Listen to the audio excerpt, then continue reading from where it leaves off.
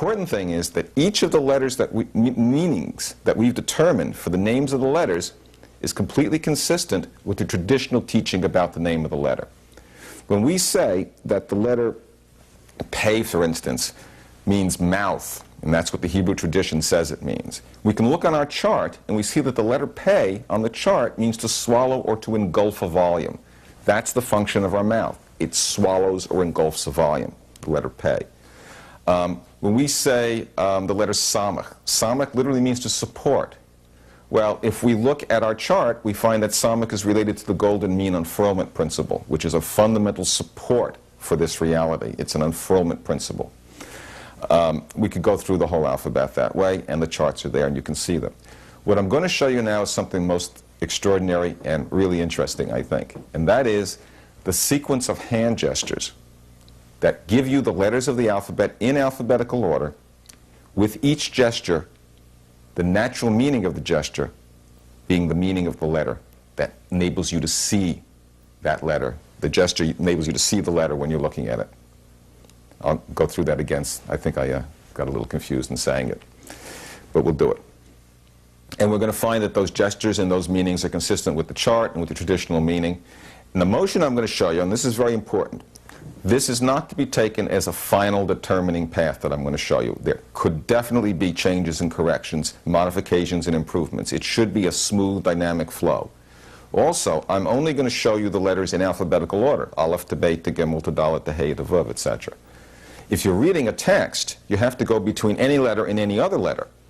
And that's not the same as alphabetical order. That's why we believe in Sefer Yetzirah, the book of formation, they give a multiplication table for all the letters. And they take the 22-letter alphabet, they skip the letters that connect to themselves, and they go Aleph times Beit, Aleph times Gimel, Aleph with Dalet, Aleph with Hey, Beit with Aleph, Beit with Gimel, Beit, etc. The whole multiplication table. You multiply it out, you get 231 possibilities, not counting reversals. We would have to master all of those 231 transitions before we could actually read the text. That's the next step. Let me get the path of unfurlment on the record for you so you can see it and start to play with it. I'm going to go through it relatively continuously, and then I'm going to go through it and tell you the names and the meanings of the letters, and then maybe we'll focus in on the individual letters and talk about them a little bit also. Remember, these are provisional. I can see the letter that I'm telling you about in my right hand as a shadow of the model hand. If you were to look through my left hand into my eyes, you would see the same letter in my left hand. Now, we'll show that to the camera in a few examples later on. Let's just do it.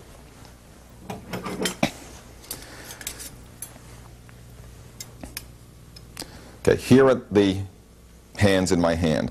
The left hand is an older model. This is the one we had on the Matrix of Meaning tape, and it's only a finger width model. The right hand is a 60-degree increment. If it were fully a third of the circle, it would be 120 degrees. 60 degrees is a lot easier to make, and you can see all you need to see on it. As we try the other thicknesses, the other widths of hands, we may learn some additional modifications to the system. The letters we're going to see are the Rashi Nachmanides letters, which are on the charts in the Meru material. We're only going to do the 22-letter alphabet now. In the past, we've attempted to generate the 27 this way. I've come to believe that it's the 22-letter alphabet that's the key for this system now.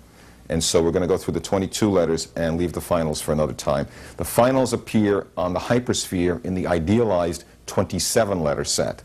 This is the linear 22-letter set mapped onto the alphabet. Mapped onto the body, sorry. Okay, here, let's do it. I can see now an Aleph, and I'm going to unfurl it and say the letter name as I do it. Now I'm looking down at towards my waist, and in my hand I see the K shape, the Rashi Nachmanides Aleph. Now if I do this motion, I get Beit.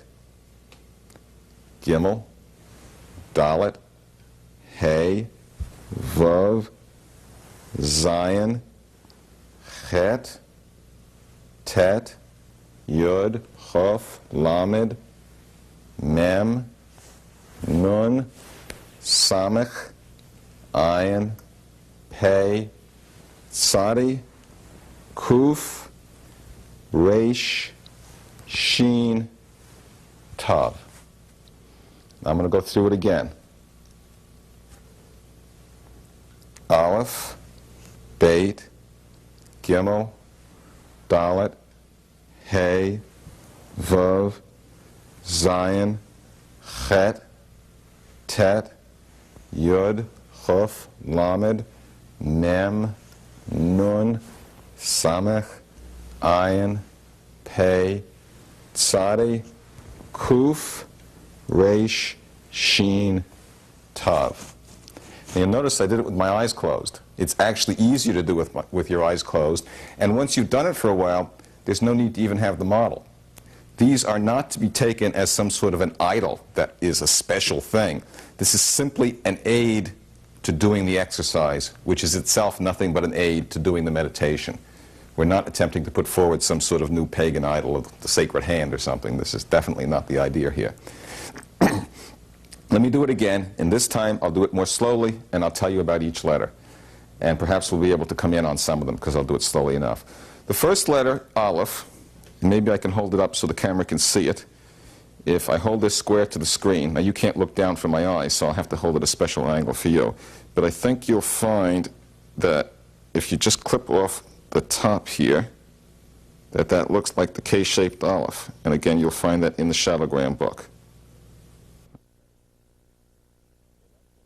I think you'll see the K. Well, that's what I'm seeing when I look down at my waist in my right hand. And Aleph is all, the whole thing. So I assume this is just pointing at the whole body somehow.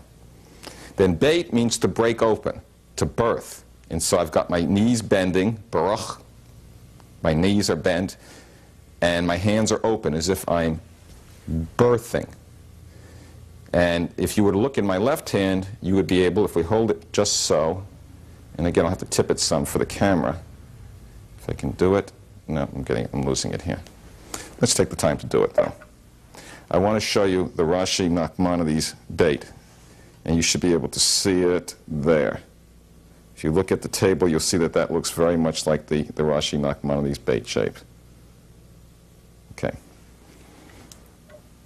So we've got Aleph, all, Beit, birthing, breaking open, first distinction. Gimel is action. Gal is a cycle. So we want to flip things over in a kind of rotational cycle. And now I can see a Gimel in my right hand, and I think you'll be able to see fairly easily a Gimel in my left hand here. Here's our Gimel.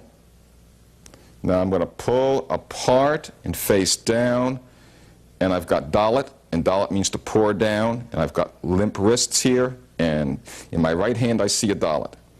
Now Hey means to frame, is a doorway, is an opening, and I'm going to rotate, look through the side of my head, and I'm going to see the letter Hey in my right hand outside here.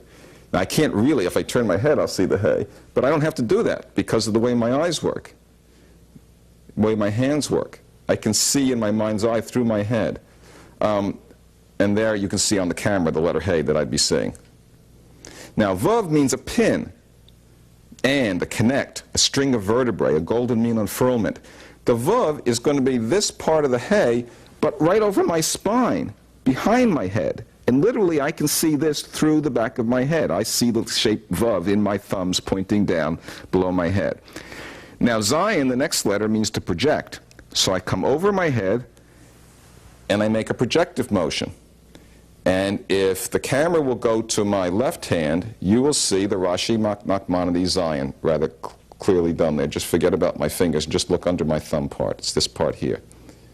And I think you can, if I hold it just so, you'll see it. There it is. It's this part here.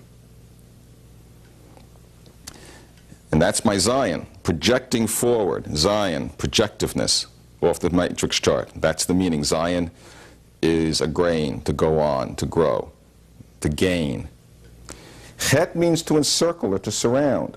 So I come down to my waist, I pull my arms out fairly wide, and I look down in my hand, and there's the Chet. There is the limit of the fenced field. Now that's Chet. Then I come around to Tet. Tet is to hold the whole thing, the ball, the completeness. Then I come up to Yud, which is hard to identify any other way. It could be almost any part of it. Then Chaf in my palms, and here are my palms facing me, my palms. And Lamed, Lamed is wonderful. Lamed is a flame being reflected right back into my eyes. Lambad means two. Lambad means learning. And if I turn this so you can see it, you can see that here is the flame of consciousness, here is the reflector, and it's being reflected directly into my eyes. So Lambad means into me.